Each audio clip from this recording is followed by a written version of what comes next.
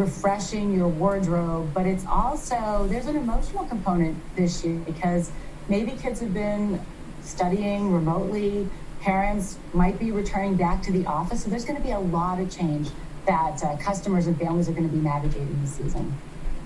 So how are you gearing up for that? What sort of assortments and different offerings are you doing differently than you would any other back to school season, which is always obviously a big deal for retail, but as you said, this year, very different. Yeah, no, absolutely.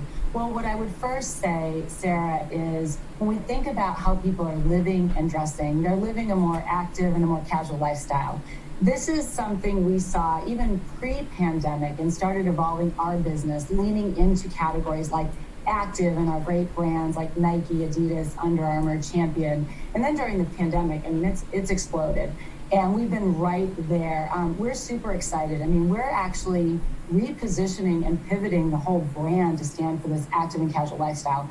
And that's what we expect customers and kids to wear as they move into this next chapter. In fact, we've done some research, and 40% of people said that they're not going to go back to the way they dressed pre-pandemic, that active and casual is here to stay. And that's something we're really good at. So I think we've never been better positioned than this season. So much for throwing away the sweatpants after COVID. Michelle, we are dealing with this Delta variant, which is surging in this country. And I know you just announced a new policy on face coverings.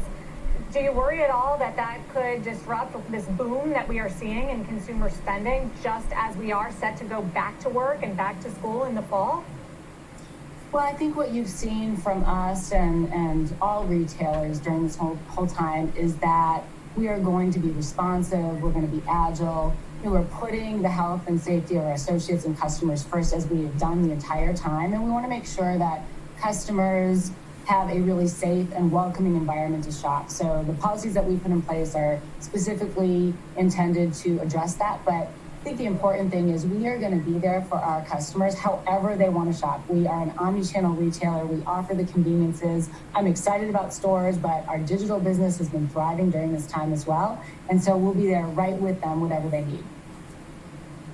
So, Michelle, what are those policies? Are they changing as we speak? Are you being nimble about it? Is it mask related? Is it vaccine related? Yeah, you bet. No, related to masks. So we just issued our updated policy. So in areas that are high risk, as indicated by CDC, we are going to have our associates have masks on starting tomorrow. And then we're going to highly recommend that customers in those areas also do take on face covering.